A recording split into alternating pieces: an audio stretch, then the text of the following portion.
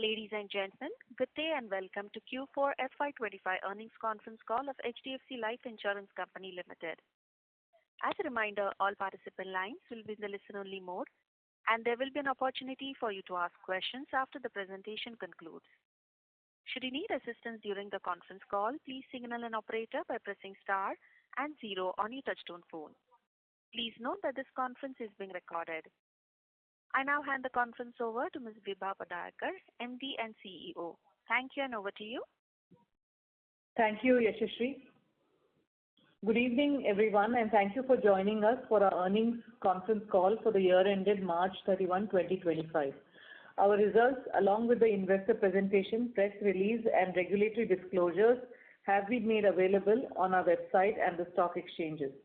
Joining me on this call are Niraj Shah, Executive Director and CFO, Vineet Arora, Chief Business Officer, Distribution Data and Technology, Ishwari Murugan, our Appointed Actuary, and Kunal Jain, Head, Investor Relations and Business Planning.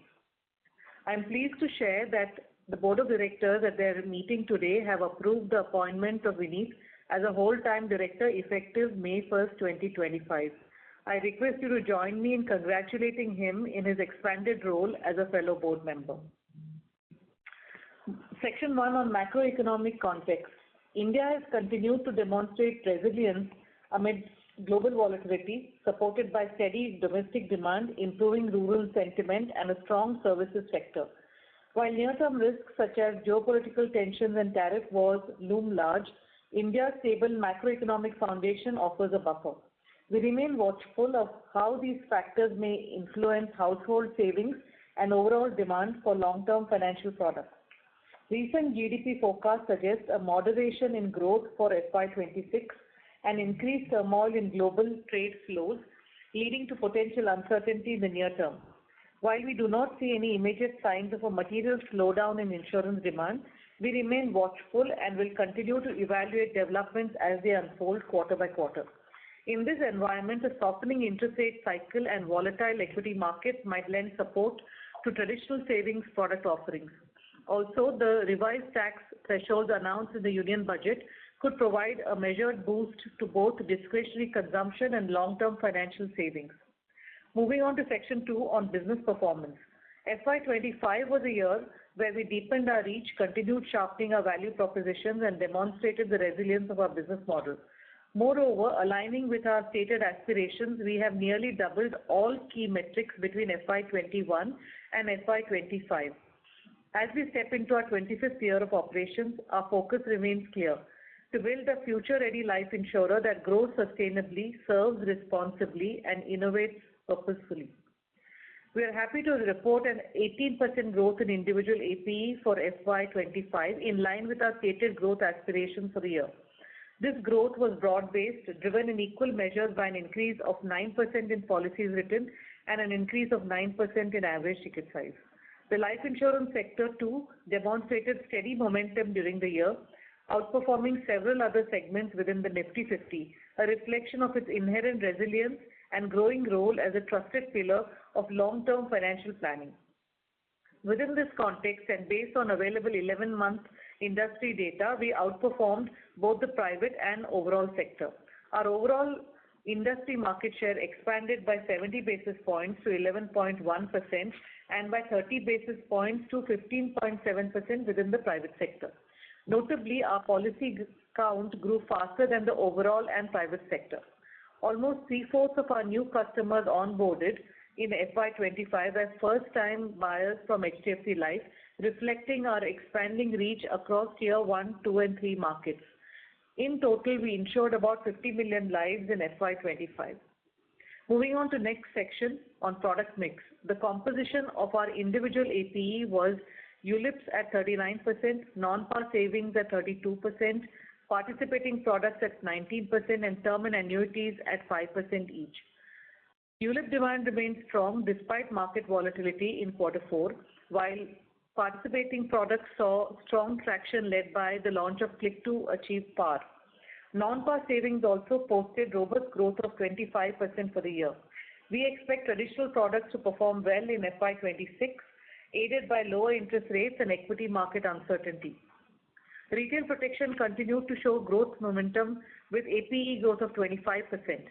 Credit Protect growth remained muted due to subdued disbursement trends, particularly in the MFI space. Despite that, we retained our market leadership in this segment with a well-diversified partner base. The rider attachment rates improved further across retail and group products. Annuities grew faster than the industry in 11 months FY25, and combined with protection, these segments contributed 41% of our total new business premium. Retail sum assured grew by 18% year-on-year and by 32% on a 2-year CAGR basis. We continue to outpace the industry on this metric over a 2-year horizon and maintain our leadership in overall sum assured. We remain on the forefront of product innovation with industry-first launches like Click to Achieve Par Advantage and Sanchay Aajeevan Guaranteed Advantage or SAGA in the pension space. SAGA combines dual guarantees, joint life benefits, liquidity options and tax advantages with a simplified issuance process. Retirement remains a core focus, aligning with our brand promise of Sar Utha Ke Jio. We see this segment as a long-term structural opportunity driven by increasing life expectancy, changing socio-economic dynamics and rising awareness around retirement planning. We are committed to innovation while maintaining a disciplined approach to risk management. This includes appropriate product pricing, prudent underwriting practices and effective hedging mechanisms, all of which underpin our ability to deliver sustainable, customer-centric solutions across market cycles. This balanced approach has enabled us to navigate regulatory changes, macroeconomic volatility and evolving customer expectations while continuing to grow faster than industry, also maintaining consistency and quality of business underwritten. Moving on to Section 4 on financial and operating metrics. Value of new business for FY25 stood at 3,962 crores, 3,962 crores, reflecting a 13% growth. New business margins for the year were at 25.6%. We have successfully managed to contain the impact of the new surrender charge regulations as well as continued preference for unit-linked products. Embedded value rose to rupees 55,423 crores with an operating return on embedded value of 16.7%. We raised rupees 2,000 crores of sub-debt in 2 tranches during the year, thus improving solvency by 20%. We closed the year with a solvency ratio of 194%. Profit after tax rose by 15% to rupees 1,802 crores, driven by strong growth in backbook profits of 18%. The board has recommended a final dividend of rupees 2.10 per share in line with our payout policy, aggregating to a payout of rupees 452 crores. We have consistently delivered positive and range-bound operating variance over the past 9 years, excluding the COVID year, thus underscoring prudent risk management, disciplined execution and strong fundamentals. Renewal collections grew by 13% year-on-year. Persistency metrics strengthened further with 13th and 61st month at 87% and 63% respectively. We saw a steady improvement in 13-month persistency across customer cohorts and geographies despite the expansion of our footprint into newer segments and markets. 61st month persistency rose by over 1,000 basis points, aided by the positive impact of the long-term savings products that were introduced around financial year 20. Moving on to the next section on distribution highlights. All channels registered double-digit growth. Our counter share within HDFC Bank has remained steady at about 65%. Our priority is to enhance the profitability of HDFC Bank channel through a multi-pronged approach encompassing product mix optimization, heightened focus on cross-selling and upselling initiatives, strategic leveraging of the bank's digital resources, and a commitment to superior customer service. Our agency channel recorded a healthy growth of 15%. Term business within agency channel registered an outstanding growth of over 50% versus last year. We also ranked number 1 in the private sector in terms of total agent count as of February 2025, with close to 30,000 new agents added during the year. We continue to invest in building the agency franchise, adding over 200 branches in the last 24 months, of which 117 branches were added in financial year 25. Our pan-India branch count now stands at 650. We successfully onboarded around 40 new partners during the year, including prominent names such as Sundaram Finance, Aditya Birla Finance, Home First Finance, Northern Arc, Repco Home Finance, Manappuram, Mirai Asset Sharekhan, and Peerless, amongst others. Our focus remains broad-basing our distribution footprint and finding newer and more efficient ways to reach and serve our customers. Next, focusing on customer experience. Our endeavor is to enhance customer experience through intuitive digital platforms with over 90% of service requests now handled via self-serve. Turnaround times have shown steady improvement and key experience metrics such as customer satisfaction scores and first-time resolution have shown continued gains. We proactively refine our practices and processes, often going beyond regulatory expectations. This is to ensure transparency, ease, and trust. In parallel, we continue to strengthen right selling practices through focused training and tools and processes so that customers receive solutions aligned to their needs. To stay ahead on customer experience, we have invested in data analytics and innovation labs to proactively identify early indicators across the value chain. Given the diversity of our customer segments, we remain focused on staying relevant across both physical and digital touchpoints. In line with this, we are undergoing a technology transformation aimed at building real-time, seamless service capabilities, moving us closer to Insta service delivery. Next on Project Inspire. It's our technology transformation initiative and is progressing steadily with incremental tech assets being rolled out through the course of the year. While the coexistence of legacy and new systems might lead to a temporary rise in costs, this transition is designed to unlock meaningful efficiencies, elevate customer experience, and strengthen our path forward towards long-term digital leadership. Next on subsidiaries, HDFC Pension continues to maintain its market leadership position in the private pension fund management space with a market share of 43% and assets under management exceeding 1.15 lakh crore. Its consistent outperformance and rapid scale-up further reinforce our presence in the retirement solution space, a segment we believe holds long-term structural opportunity. HDFC International also retained its strong credit rating with a BBB Insurer Financial Strength rating from S&P Global Ratings and a B++ rating from AM Best. Other updates. We were recognized as a great place to work and amongst top 50 companies in India for building a culture of innovation. On the strategic outlook, as we enter our 25th year of existence, our aspiration remains against a backdrop of a stable regulatory regime to consistently outpace sector top-line growth, deliver VNB growth in line with APE growth, and double key metrics every 4 to 4.5 years. FY25 was characterized by front-end delivery on top-line and VNB, with a 31% growth in top-line and a 17% growth in VNB in the first half, followed by a relatively softer second half. As we step into FY26, this base effect is likely to result in a moderate first half, with growth momentum expected to pick up in the second half, leading to a more balanced full-year outcome. While the evolving product mix might be margin accretive, we remain focused on investing in distribution and technology with a 3 to 4 year perspective to strengthen long-term capabilities. This strategic choice might result in margins to remain range-bound in the short term, but we believe it positions us well for sustainable quality growth. To sum up, as with any evolving industry in the BFSI space, regulatory change is an inherent feature, and we believe that disciplined strategy, ability to reimagine business models coupled with execution strength enable us to adapt and emerge stronger. Our track record of navigating a dynamic regulatory and macroeconomic environment reflects our institutional resilience and agility. Looking forward, we expect to operate in a more stable policy regime, offering greater clarity for long-term planning and sustainable growth.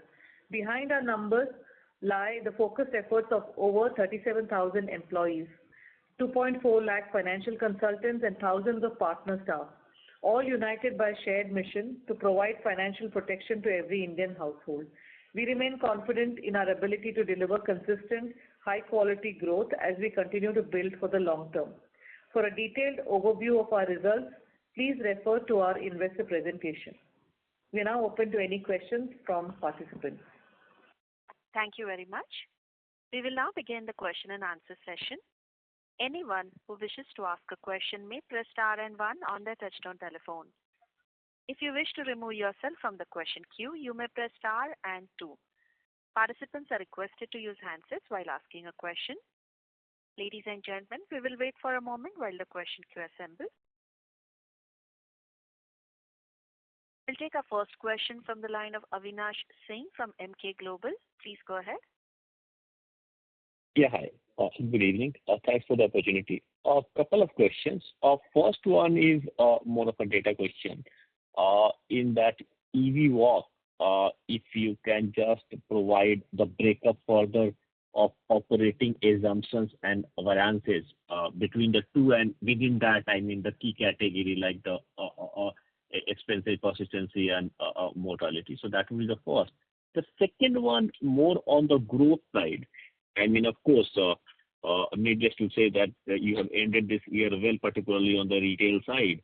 But looking forward, I mean, the thing is that, I mean, in the past, if I look about the medium term, typically the industry and even you have grown on the back of some, white space in the product or distribution field, like, I mean, whether it's a retail protection at some point, Sanchay Plus, or banks are getting opened up, or some kind of external event like demonetized etc. happening. Now, in this backdrop, at this point, we see particularly the white space in the product and distribution space is almost absent at least, and we cannot bank on kind of externalities. In this backdrop, what kind of a growth do you see sort of on the retail side, particularly the next year, and what channel, if at all, is or what product you see that, okay, that could be more supportive of that growth? So that's the second question. And thirdly, if at all anything that you discussion around industry regulation, around any sort of a regulation cap, anything coming on the bank as well as partnerships. Thanks. On the impact of operating variance and assumption change, the most of the operating variance is coming from persistency and expense. Mortality is close to zero, and we have a small non-material impact of the assumption changes based on the review of the experience during the year. So variances and assumption changes both are in positive, you mean to say? Yeah.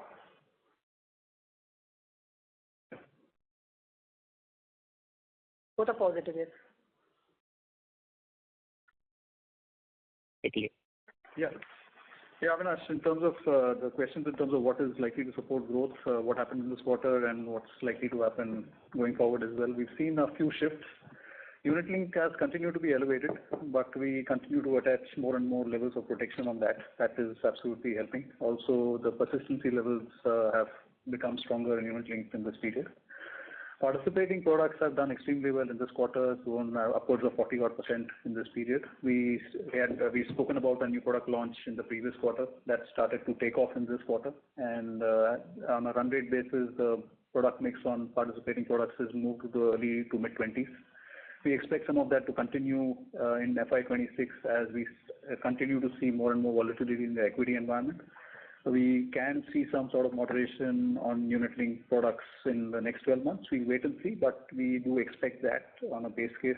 As far as non-par products are concerned, that's been fairly steady in the early 30s. That continues to be the case as we speak, and we expect that to continue going forward as well as the interest rate environment becomes more conducive to that. While that's not been the issue for us in the past, when this interest rate across various interest rate environments, the non-par mix has been in the early to mid 30s.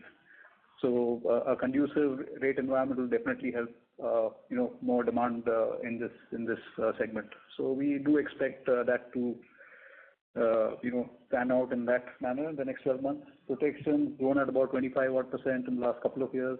We expect that to continue growing faster than the overall company growth next year as well. So that's broadly our thought process in terms of how products would support growth as we go forward. New launches from time to time have helped us in this year, and we expect that journey to continue next year as well. So can you maintain, is there confidence of maintaining the current growth level in retail, the FY25 levels ballpark in FY26? So that's Yeah, no, I'll take that. See, time and again we're asked this question, but time and again we have demonstrated that every year we do grow faster, and this year also, whether it is for the year, I mean year in the sense the 11 months data is out, or if you look at the quarter. In fact, for the quarter we did exceptionally well, wherein both in terms of our overall industry market share and in the private space was even higher than what it was for the 11 months. So growing faster than the sector, I think that's something that has become par for course. And I just want to take your point about white spaces. In fact, if you look at slide 18 of our presentation, we have all the product innovation. Sanjay Plus was ahead of its time, and also because possibly understanding and acceptance of that product took a fair bit of time. Now, whatever products we launch, usually there is only that much of lead time, which I buy. Also, some of the use and file regulations, especially on unit linked and term, I think that also has reduced when us being just a market leader in that particular product has a much shorter window period. That's fine. But are we innovating the white spaces that you talked? Absolutely. And if I were to take Sanchay Ajivan, the Saga product, there is no other product that exists today, to my best of my knowledge, in that avatar. And just in case you're not very familiar with that product, what that product gives you is an accumulation vehicle, which is fine under the pension umbrella, but also gives you a floor as a person looking to save towards one's retirement. Also gives you a floor on annuity, and a fairly attractive floor today of what might be several years hence. Plus, we give you the option to exit and go and buy someone else's annuity if you want to. So it gives you the comfort, but not the obligation to do it.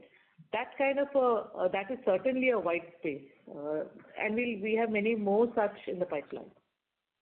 On your point on regulations, I just want to mention, a couple of things. On mis-selling, we keep talking with both our regulator and the government. It is topical, but if I were to look at banca mis-sale, it is not any worse than, or it's actually a shade better than some of the other channels, even at an industry level. But at the same time, we respect the sentiment that comes through, and there are many things that we have operationalized.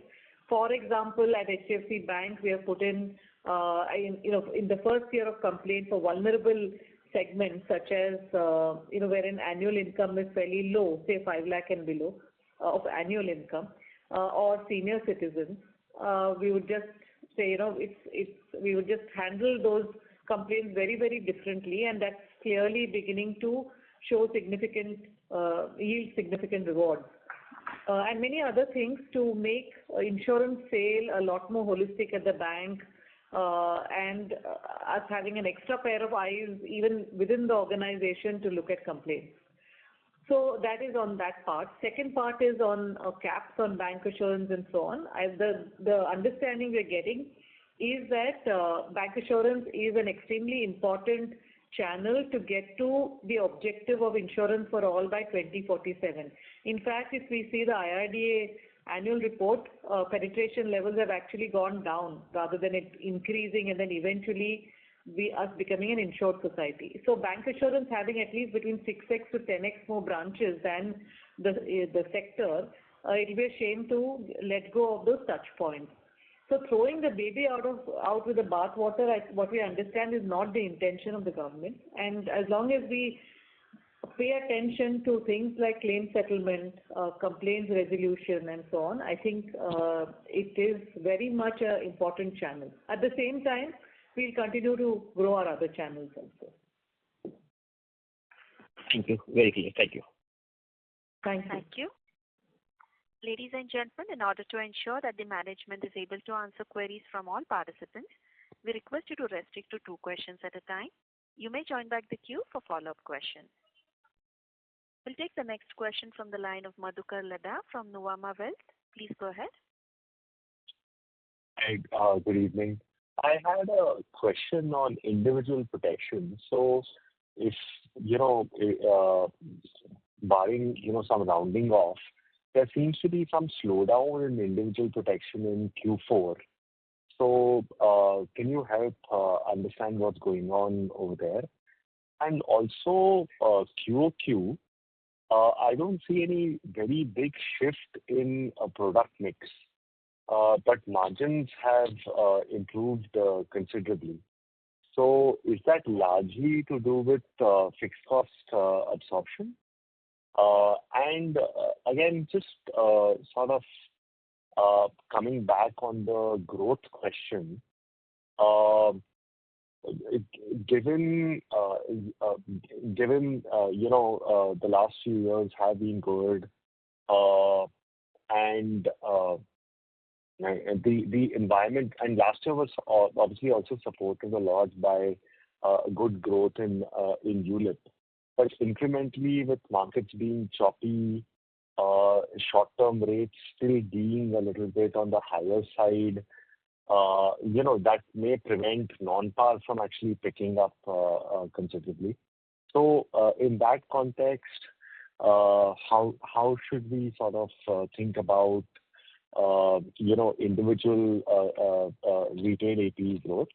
And finally, how is the competitive intensity playing out given that the new surrender value regulations are now in place? Yeah. Yeah, so we'll just go in order.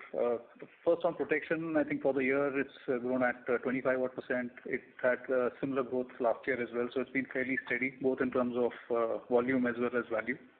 Secondly, I meant on Q4 protection. Yeah, actually. Yeah. So Q4 also grew at 19%, which is fairly healthy. We don't really see any change in trend there really. 19% is a fairly healthy growth in the overall context of how we are operating. And that is something that we expect on a going forward basis as well to continue faster than the overall company growth. That's on protection. No change in trends that we see, whether it's on segments that are buying this or the kind of categories of products that are being bought. In fact, a couple of new product launches have actually helped get us to more customer segments. Some of them are at a higher age, some of them are in self-employed, and some of them are at higher sum assured levels as well. So these product launches is something that will help sustain growth and momentum in that overall protection segment as well. To your question on margins, while overall walk for the year is there on the investor deck, or your specific questions on the quarter. So basically, a couple of things have happened there. One is there is a negative of the surrender value regulations. That is, we had spoken about it last time as well. That's a negative 30 basis points. The 40 basis point expansion is largely on account of inherent product margins that have improved from same time last year to this period. We had spoken about lag in repricing, and we managed to basically do three things. We managed to increase the level of protection in unit-linked products. Persistency levels have improved, and longer-term products have been sold. As a consequence of that, the inherent product margins have improved in this period. So that's really the reason for expansion in Q on Q as in YOY margins for the quarter from 26.1 to 26.5. Right. Your other questions in terms of the markets being choppy for non-par, again, we did have this question from Avinash as well. So if you look at a non-par mix for the last 4 to 5 years, ever since we launched this category 6 years back, after the first couple of quarters in which the mix was elevated, it has been in the early to mid 30s for the last 4.5 years, if I can recall. And we've seen various interest rate environments in that period. Flattish environment for a fair bit of time that continues as we speak. It's probably likely to be different in the next 12 months, given the commentary from the RBI in terms of initiatives for rate cuts to support growth. So that will only be conducive for the non-par product segment, as I mentioned. Even in the current flattish environment, we managed to maintain non-par at 30% plus. So we don't expect anything differently on that. If at all, it will only aid further demand for this product as we go forward. Last question on the surrender value. Have we seen any change in competitive intensity? We have seen it's basically a mix of behavior that we see across the sector. Large listed players have continued to be fairly calibrated. We haven't seen any change from them pre or post surrender value regulations. Among the large unlisted players, we've seen different kind of approaches. Some levels of aggression continues. Some folks have moderated that given their focus on profitability. So we'll see how it develops, but that's more to do with overall objectives, we believe, rather than a response to surrender value changes. I think we've spoken about sharing the burden with the distribution. We've done that. We've taken a hit of 30 basis points. We've obviously adjusted some of our distribution commercials to support the rest of the burden. Customer proposition has remained largely unchanged for us. We've seen some adjustment in customer proposition in some parts of the industry, depending on which player we're talking about.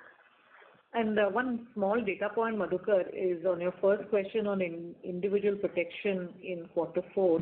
If I were to look at quarter on quarter, sequential, it has grown by 26%. So it's more a factor of what happened last year, but sequentially it has grown very handsomely. Understood. All right. All the best. Thank you. Thank you. Thank you. We'll take our next question from the line of Nidesh Jain from Investec. Please go ahead. Thanks for the opportunity. First question is on the investments that you spoke about, highlighting that despite product mix shift towards higher margin product next year, you expect margins to be range bound. So can you quantify the investments that you are likely to make next year in terms of, let's say, a percentage of AP or anything, and in which area we are making these investments? So lesser about, I'll give you the areas because it will depend on how much we would love to do quite a bit. But key focus areas too that I called out, one was in our agency channel or proprietary channel, both tied and variable. This would be a combination of branches, training, people, the right hierarchy, right the pay scales based on very nuanced on geography wise, technology to enable both our employees in the agency channel and our agents to win, and so on. So it's an entire gamut. We're in the process of reimagining our agency channel.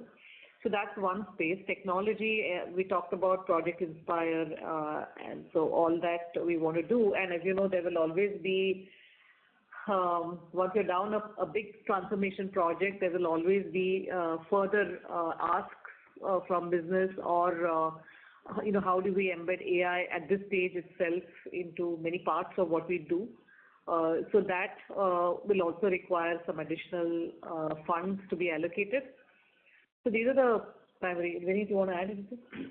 I think it's got covered. So largely in terms of expanding improving our quality of people on the ground, especially in agency channel, and investment in technology, which gives us the edge over rest of the market and more in long-term sustainable business. Any quantification possible? 100 basis point of AP or any range, broad range? Calculation. See, Nidesh, what we're saying is that we will be range bound on margins. Anything over and above that, we will invest into business. We will invest. Okay, sure. Yeah. Sure. And just two data keeping question. If unfortunately we don't get that much of an upside because, say, hypothetically, unit link continues to remain elevated, then we'll turn towards keeping it range bound. If we are helped by a more favorable product mix versus some of the other competing products, non-par products start looking attractive because of an interest rate comparison, then we're likely to get that uplift, which we will just keep plowing back into these two buckets. So it will be fairly dynamic and an iterative process. Sure, understand. And just two data keeping question. One is you can share of HDFC Bank in overall AP and retail protection ticket size for FY25. So HDFC Bank is around 65%. It's remained fairly around that. Retail protection ticket size is about 40,000. HDFC Bank in RAP will be about 47%. Oh, in our 47%. Yeah, 47% okay. in our. Sorry, I missed it. Okay. Sure. Thank you. But That's it that's from on my an side. AP basis. On an NBP basis, It's it about is less 40%. Yeah. It's 40% on a premium basis. Individual premium basis. Thank you. Nilesh, That's it does from my that answer your side. question? Thank you. Thank you. Yes. We'll take our next question from the line of Dhaval from DSP. Please go ahead. Yeah, hi. Thanks for the opportunity. Just one clarification to a comment in the opening remarks around medium-term growth. So we mentioned that AP growth and VNB growth to be about double in 4.5 years, which implies about 16.5%-17% kind of growth. I was just trying to think through, are there enough buffers in the business to navigate, assuming there are some regulatory changes, or I mean, how do you think about this growth estimate? Any color around that? And similarly, on margin at the end of the fourth year, I understand that near term there will be some investments, but at the end of the fourth year, just directionally, how do you think about margins? Any comment around that would be also useful. Thanks. Yeah. So Dhaval, if you look at slide 4 of our investor presentation, you'll see that over cohorts of 4 years, and if you look at individual AP on the top left-hand side, in cohort of FY21-25, we have close to doubled, 1.9x. Similarly, FY17-21, we are close to double. Renewal premium has doubled, annuity has doubled, protection has more than doubled at 2.3x, AUM has close to doubled. An embedded value has more than doubled. So, and this is, we have fast forwarded it to FY25 numbers. So over a cohort of 4 years or 4.5 years, we remain committed to chasing that number. You said 16-17%. Yes, absolutely. But if you ask me this quarter, next quarter, or immediate when there's global volatility, we will still grow faster than the sector, no doubt about it. But it's difficult to pin a number amidst that much of volatility. But definitely over cohorts of 4 years, yes. And same thing for margins as well. And 4-year period, all things being equal on the regulatory outlook, margins should start moving a little bit upwards. And once our investments are to the extent that we want to, our tech transformation is out of the way, then yes, it should slightly move upwards. Got it. Thanks. Thank you. Thank you. We'll take our next question from the line of Dipanjan Ghosh from Citi. Please go ahead. Hi, good evening. So Vibha, in your opening commentary, you mentioned of product optimization at HDFC Bank.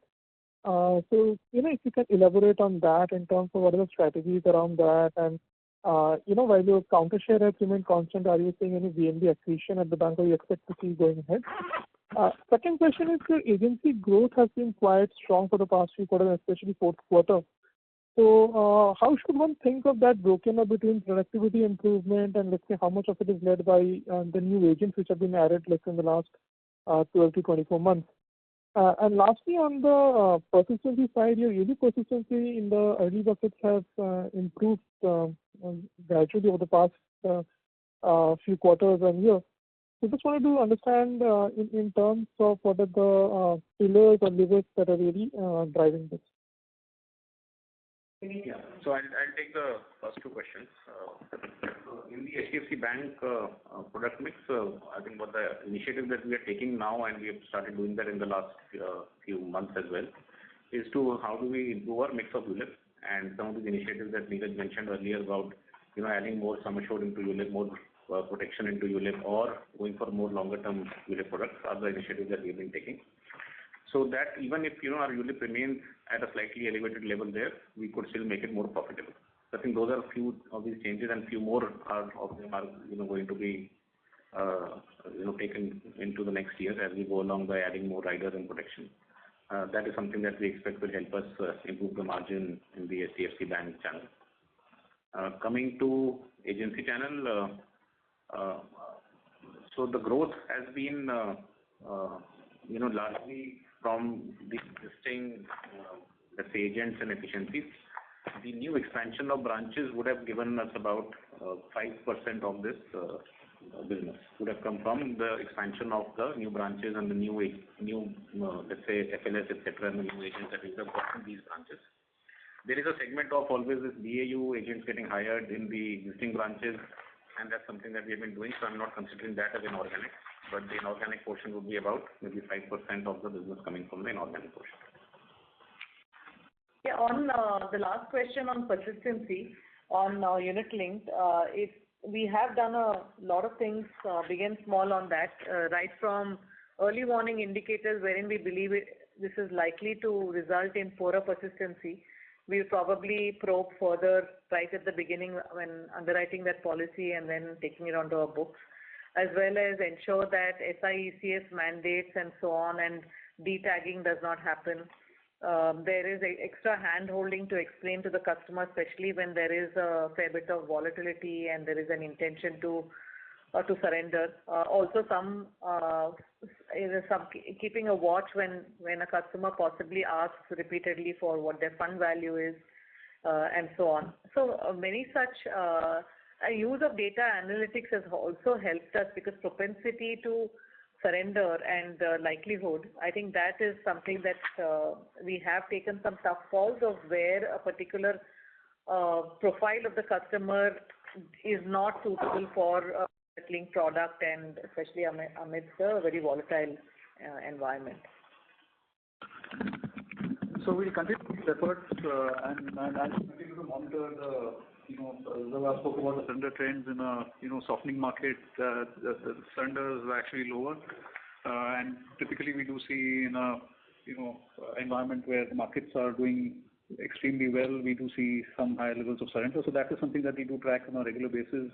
Stepping into the next 12 odd months, given the equity volatility and the elevated ULIPs that we've written in the past 12 to 18 months, we will definitely keep a very close eye on customer behavior in terms of how they respond to the volatile equity environment.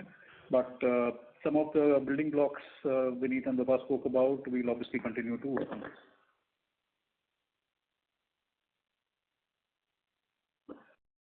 Does that answer your question? Yes. Thank you and all the best.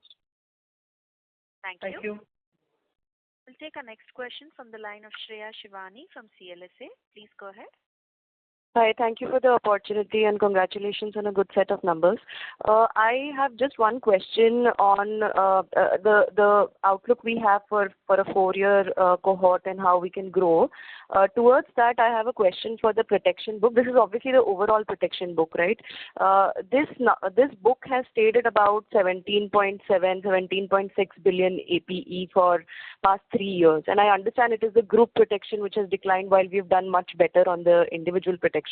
But towards our 16-17% top line growth outlook for the next couple of years, and particularly given ULIPs is going to be volatile next year, what is our view on the group protection bit, and how much can this 17 billion scale up possibly in FY26 apart from just the retail portion of it?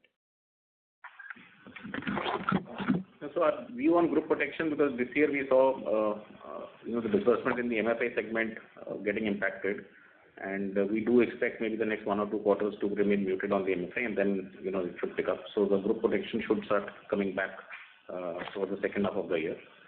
On the retail protection, there are 2 ways to grow the retail protection. One is obviously through the retail products by itself, which is term products and the various versions of it. And the other is by increasing the sum assured on the investment plans, or by attaching more riders on the investment plan. And so these are the multiple methods for us to do this, and we are trying to work on all of them. Some show success in different channels and different pockets, but I think largely we are quite confident that the protection growth will continue. Sure. And in the group protection bit, I understand the MFI portfolio, but even on your employer-employee, the GTI bit, that also, what is our outlook? I mean, I understand there was a price war or a competitive intensity this year, but how would things pan out there? So yeah, just complete Vineet was talking about one of the segments on the credit life side. The other 2 segments are doing reasonably well. We expect that to continue in the next year as well. Housing is reasonably stable. Other loans are doing quite well. So that is, I guess, likely to continue into next year as MFI stabilizes, like Vineet said. Group term, we've been fairly clear in our approach. I think these are 12-month renewable contracts, so we basically enter into arrangements which are feasible from our perspective, and we will continue to be fairly calibrated in our approach on that. So we don't really have any targets that we run with on this business. We try and renew the policies that we have written if they are feasible, and our approach on new business is very similar as well. Okay, that is also, I want to add here, while we're looking at overall company, we've had pockets of major more than green shoots on protection. For example, in my opening comments, I mentioned about an agency channel wherein protection has grown by over 50%. Within that, if I were to look at my variable agency channel, protection is touching about 14%. On the other hand, if you look at bank assurance, it's around 4%. So there is even 4% in bank assurance going up to 6% on 50% of our business can mean a fairly meaningful uplift on protection, except that, as you know, the ticket size is much smaller, and so it will take a little bit longer to show up as a percentage of overall APE, but growth certainly, as long as we continue to punch above company level growth, slowly but surely, and most importantly with the right pricing and on our terms, we should be able to grow retail protection brick by brick. Got it. And just one follow-up over here, the reinsurance terms and conditions continue to be stable. There is no movement on that side, right, for our protection, for any of our portfolio protection book? Not in the recent past, but like we manage our pricing, the reinsurers would do the same. And as we get deeper into India, the experience will be different from how the protection journey started in the top 10 cities. So all of that will have to be factored in, not just by us, but by the reinsurer as well. So that will be a BAU activity that will happen from time to time, but nothing in the recent past. Yes, that's useful. Thank you so much and all the best. Thank you. Thank you. We'll take our next question from the line of Supratim Datta from Ambit Capital. Please go ahead. Thanks for the opportunity. My first question is on the margin bit. So you've done very well with the ability to improve inherent margins, like you pointed out. But just wanted to understand, what are the levers are remaining to further improve it from here? So, you talked about HDFC Bank and, what you're doing there, but are there other channels, other products where you can still improve inherent margins? That's the first bit. Secondly, on Project Inspire, now it has been, you have been at this project for, nearly 1 year now. Just wanted to understand, do you have a sense of, what could be the savings or, from a margin perspective from this project? If you could quantify some opportunity, that would be very helpful. Lastly, on agency, you have made, significant investments in agency, and you are currently again undertaking a transformation project there. Wanted to understand, how does all of this get impacted if open architecture comes in agency? Because there have been some talks in the industry. So just wanted to understand how you are thinking about that. Those are my 3 questions. So I'll take the first question on margins. Supratim, obviously, I can't share everything that we're doing on margins, but we do have quite a few levers, and we will do it judiciously because it's always a toggle between your top line, quality of business, and the actual margins themselves. So, and all 3 are important. So just margins for the sake of margins is not that difficult. Similarly, top line for the sake of top line is not difficult either. It's delivering all these 3 in tandem, which is what is a lot more an involved process. But as we have demonstrated time and again, there are many aspects, but the most important aspect here is pricing discipline. And that's something we try not to be swayed on. And I've talked about this almost on every call, that whether it is on term pricing, and if you see on any of the online platforms, you'll see almost a 40% cheaper term for similar kind of a product and similar kind of a customer profile, perhaps with lesser underwriting. Now, all of that will come and bite us down the line, which it often does on margins. So that temptation is something that we want to reduce. I don't think we can always eliminate, but reduce quite substantially. That's one Second is again pricing discipline on interest rate guaranteed products, especially the likes of annuity. You'll find annuity rates in the market that are higher than the underlying products that one can lock into. So negative spreads. So that again is not going to be margin accretive. Also on when interest rate movements happen, that for us to have a method and implementation rigor immediately in terms of new policies that are being sold, say on a non-par product. So that becomes very, very critical in being able to deliver the margins. Cost control, of course, is a given. So we have many initiatives running so that our cost of servicing a policy steadily goes down. We have had positive operating variance on our operating assumptions in our embedded value walk for as long as I can remember. So that becomes very, very important, that maintenance cost continues to go down and thereby giving us the fuel to be able to not increase acquisition costs very substantially, because then there is a funding of by the maintenance cost structure. So that's that. And then other things I think are talked about by us earlier on riders, on longer term policies and so on. So a combination of all of these things is important. We are possibly, to the best of my knowledge, possibly the only company that has channel CEOs that have not just sales targets, but they have top line, bottom line targets and quality of business, and largely run their channels as if they're a standalone company. Only thing missing is the corporate avatar, but otherwise they run their own. So this is two-pronged, wherein there's ownership on what kind of business is being sourced, as well as nimbleness and reaction to market conditions. As you grow as a large company, otherwise delay in those kind of reactions will mean loss of business opportunity. So that has also worked very well. We are into this process now in the third year, and that has also helped big time in each of the channels being very close to company level margins, that there's no subsidy or a perpetual subsidy between one channel and another one. You want to add anything, Vineet, and also on Inspire? Yeah. So I'll talk to Inspire because we've covered the other part quite comprehensively. So Inspire, we started about a year back, and this is a long-term project, so we'll continue for some more time. The objective of getting into this kind of a program is twofold. One is obviously to create a strategic moat for ourselves when we work with partners, agents, or corporate partners, etc. And the integrations are so seamless that the experience for their customers is fantastic. That's one clear reason. Second is, like you said, there could be some cost efficiencies coming in because a lot of things could become more automated and seamless, and so hence we can handle more capacity, more volumes with maybe the same number of people and the same number of employees. The third one, which we also see playing out, and is the important part, is the entire science around how can we, work with our existing customers a lot more. How can we work with our partners to get more new business coming in?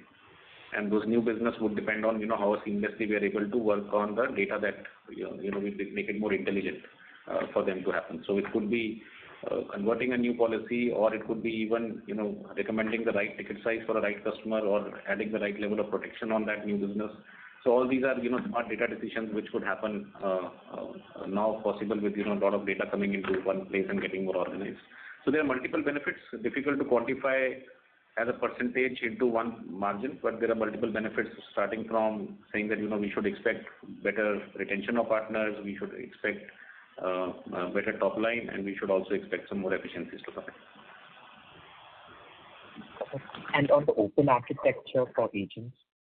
Yeah, so like I said, better retention of partners. I also meant agents there, because the moment, we have a much better experience for the agent, for his customers, and a lot more, seamless integration and helping him generate new business, new leads, etc. If we can do that through technology, this really, helps us build that moat.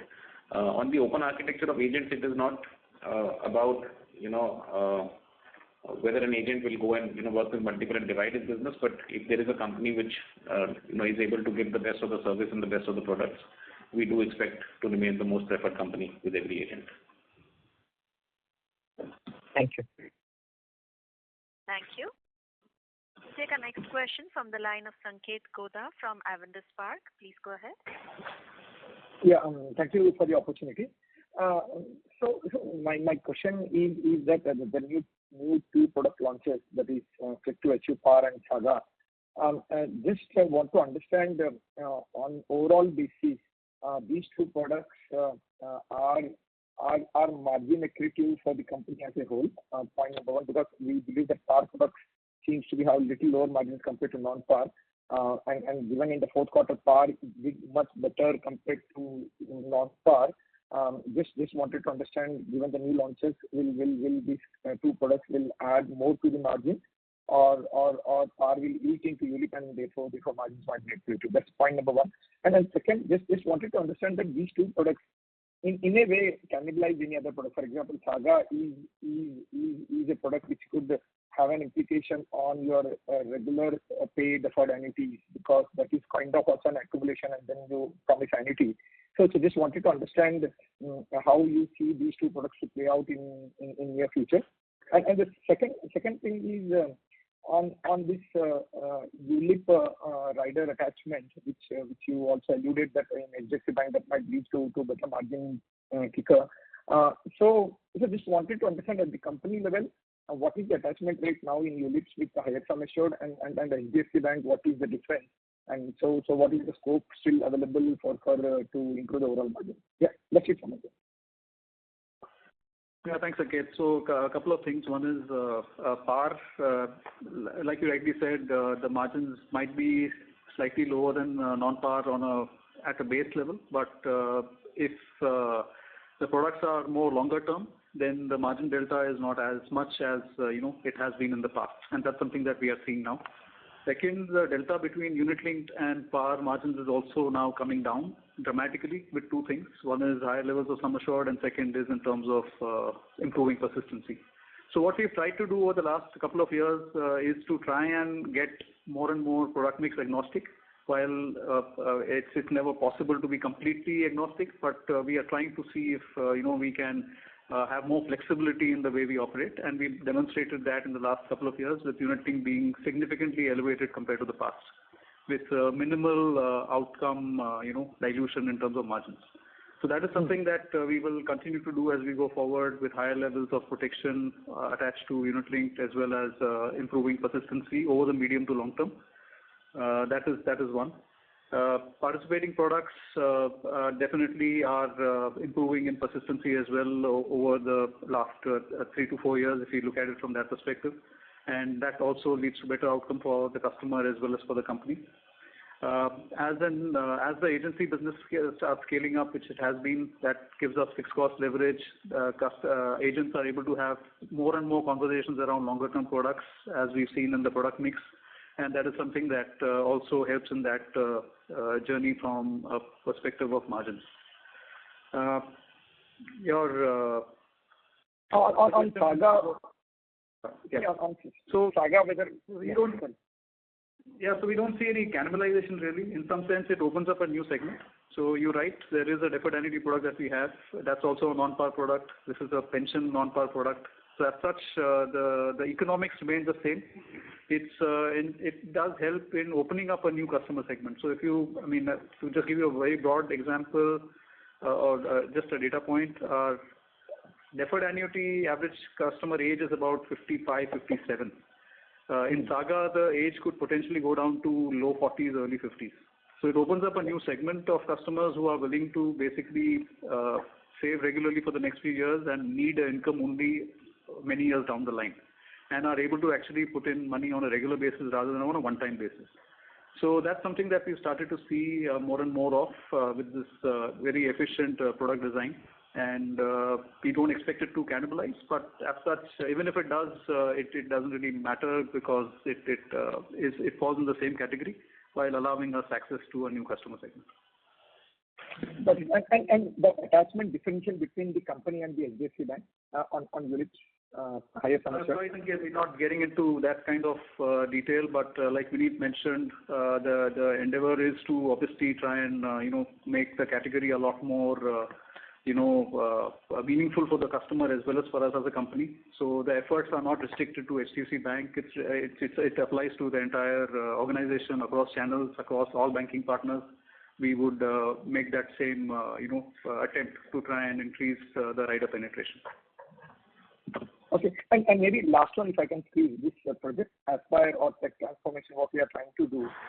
So the full benefit of it is how far away? It's 12 months, 24 months. So just want to understand where we will see the. I understand it's an ongoing project, but because you are doing it on full-fledged basis right now, so meaningful benefit should get reflected. So just wanted to understand whether it's 12 months away, 24 months away for our company from productivity, margins, everything as such. So I'll just give you a very basic answer in terms of how are we actually looking at making this kind of investment. Vineet and Vibha spoke about it from a business lens. What we try and do is to basically do a very simple cost-benefit analysis framework that we follow. Where let's say we do not have any of these, investments. How would our BAU technology expense pan out over the next 5 years? And how much incremental expense are we going to incur because of this? And are there any benefits that we're seeing out of it in terms of ability to cross-sell more or in terms of manage risk better to improve margins or productivity? What we find is, when we started this exercise about a couple of years back, we've spoken about these 9 streams. Collectively, these 9 streams, all of them are CBA positive, which basically tell us that through the entire CapEx period, as it moves from CapEx to operating expenses, each of these will realize a positive value for the company. That's how we approached it, because it's difficult to take a call on a 1-year basis, but if we were to play it out over a 3 to 5 year period, then all of them make sense to us from an investment perspective. Perfect. That's it from my side. Thank you. Thank you. We'll take our next question from the line of Nitin Jain from Fairview. Please go ahead. Yeah, thank you for the opportunity. One question. Nitin, I'm sorry, your voice is not clear. Can you use your handset mode, please? Yeah, can you hear me now? Yes, please go ahead. Yeah, I have just one question. So can you explain what has gone behind, the kind of subdued outlook for the first half of FY26? Thank you. Yeah, it's not so much subdued as much as we are calling out the base effect. So in FY25, in first half of the year, we had a fairly robust growth of almost 30%. And it's that base effect. And then, of course, the subdued in the sense that whatever is happening, as you know as much as I do, in terms of the volatility that we're seeing, possible consumption slowdown, and also what the RBI governor recently did in terms of downward movement of GDP estimates. Yeah, maybe I'll just add to it. I think, it was a story in 2 halves for FY25. We expect the same thing to happen in FY26 as well. It's just that the dimensions could be different. I think APE growth is likely to be more back-ended. VNB growth may not be as back-ended as APE growth, given the base effect that Vibha mentioned. So that's how we expect it to be, but we'll see. And I think, like Vibha mentioned in the call, that the environment is very, very volatile. So while we have an outlook on the basis of which we're going to plan our resources for the year, but we will have to be a lot more, dynamic in terms of how we make some of these investments, as well as, the outlook can change as we progress through the year, depending on how the overall environment is shaping up. Yeah, and so we are continuing to invest. We are also saying that we should grow faster than whatever the sector goes. So if we get it completely wrong, or if the outlook changes for the better very dramatically, then of course we'll still be pegging to ourselves to the sector. Okay, that's very helpful. And if I can just add one more to this thing. So you mentioned that the margins will be range bound. So would it be possible to quantify that? Quantify the range, approximately? We like to retain that flexibility to be able to operate because, like we saw the early part of the previous year, we absolutely took all the growth that we could, even though the product mix was, dilutive to margins, because that does help us, engage more deeply with customers over a period of time. Maybe we'll continue the same approach while we expect the macro environment to be different in FY26, both on equity and interest rates. That will move product mix in a different direction, we understand, or we believe, from FY25. But as such, a narrow band is what we'd like to stay within. We don't really have a target that we're chasing in terms of where we want to land or be at the end of the year. VNB growth is what we will be basically looking for, and that will basically depend on where the top line and where the margins could land based on product mix. So it's going to be more focused on driving VNB growth. Okay. Thank you and all the best. Thank you. Before we take the next question, would like to request participants to stick to one question at a time, please. We'll take our next question from the line of Aditi Joshi from JP Morgan. Please go ahead. Yeah, thanks for the opportunity. I have one question on if you look at our operating ROE in the last 2 years, that has broadly on the downward trend. So, going forward, what will be our efforts in order to, make recovery in that? And just one more, if I can.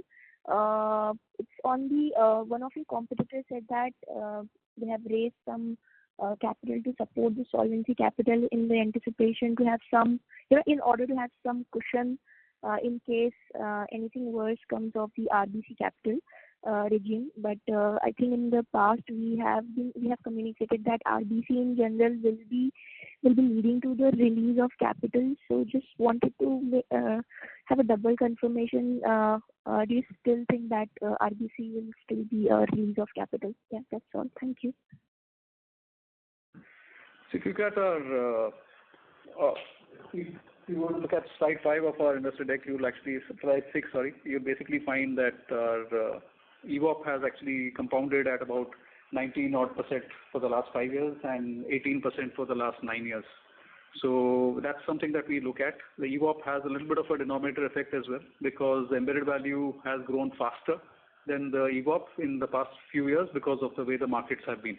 So we do track both of these, but in terms of the absolute value generated in rupee terms, the compounding has been in the 18 to 90% range, and that's what we will continue to track.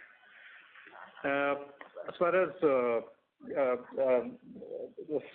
you're talking about subordinated debt, right? Now that's the program that we've raised. We do expect to continue to optimize on that as we move into the next couple of years as well. We will have a retirement of one of the first tranches of our sub debt in the next couple of months, and we will look at our position and see if we want to replenish that. That option will always be available. I'll just hand over to Ishwari for RBC. On the proposed RBC framework, we expect that the calculation of the capital requirement will be more objective, and it will look at all the risks in the company and also give rewards to companies that are managing the risk in a much calibrated and efficient manner. So from that perspective, we believe that we will be one of the companies who will benefit from the movement to the RBC framework. And in all our discussions with the regulator regarding the timelines as well as the next state of assessment, we believe that the regulator is also thinking on similar lines. We don't expect any adverse impact because of the RBC framework. In fact, we expect the position to be much better. Okay, that's clear. Thank you so much. Thank you. We'll take our next question from the line of Prayesh Jain from Motilal Oswal. Please go ahead. Yeah, hi. Just one question. There's a marginal increase in non-par sensitivity to interest rates. Anything to read out there as to what is the reason for that, and how do we see that? The interest rate sensitivity has been range bound. I don't think there is any material change. And what is important to notice is that the margin will be better in a lower interest rate scenario. And that is what we are always monitoring because of the interest rate guarantee we give on the non-par savings products. Declining interest rate is something that we want to have protection against. So these are the two aspects we look at. One is the sensitivity is range bound, and the other is that increase in interest rate is the one which gives us a negative impact, whereas our concern is on the decline in the interest rate, which gives us a positive impact. Right. Just one more. If you look at the product mix shifting towards non-par, possibly group term and group products will group term products should also increase. Your unit level margins have gone up. Par, you mentioned that the new products are margin accretive. Then FY26, You said that, the incremental margins will be utilized in investments. But it could be, as we've been trying to ask you, whether it could be 100 basis points, 200 basis points. If the margins expand by 200 basis points from the levels, would entirely be consumed, or you have a threshold of the amount of investments that you need to do? So hard to say because the investments are upfront.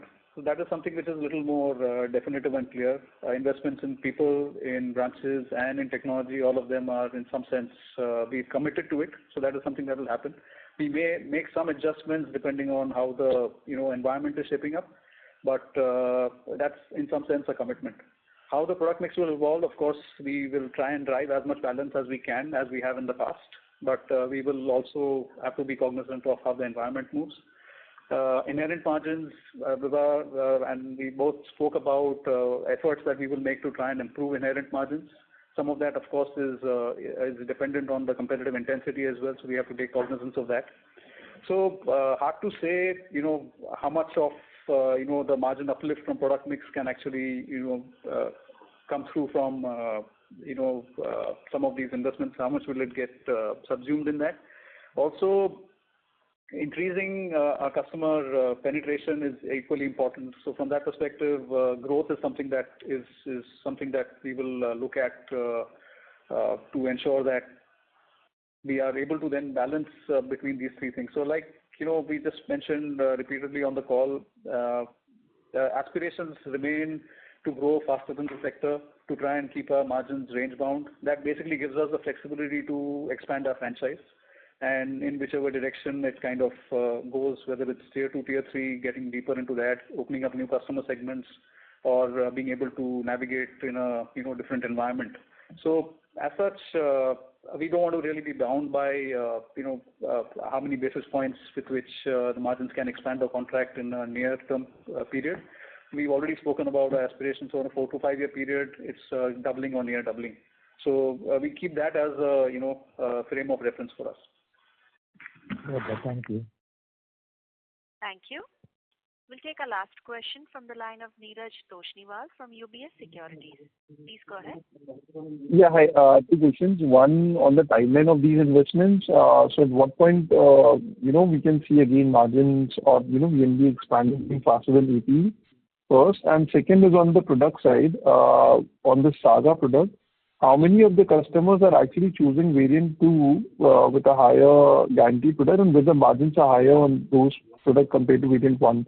So just wanted to understand, because that kind of juxtaposes similar to your whole life non-par guarantee product, the variant 2, if people choose more of the higher maturity option. So just these two questions. Yeah, so again, nothing further to add on the investments and the impact of that on margins. I think, like I said, the commitment is kind of made. We will navigate through product mix depending on the environment and try and do justice to the capacity that we're building in terms of resources. And we'll come back to you every quarter in terms of how that's moving. As far as Saga is concerned, early days, it's moving well. I think both these options are pretty much half and half in terms of how the offtake is so far. But I think we will wait and see how that develops. We're also monitoring various aspects within that in terms of how many folks are basically taking the guaranteed annuity upfront, how many folks are choosing to, what kind of difference, what kind of coverage people are doing. All of these things are still early days. It's still kind of developing. So, but is the margin higher in the variant 2 versus variant 1, looking at the product structure? No, it's fairly similar. It's not something that is dramatically different. We've also been asked this question on protection on ROP versus non-ROP. It's not very different for us because we price it accordingly.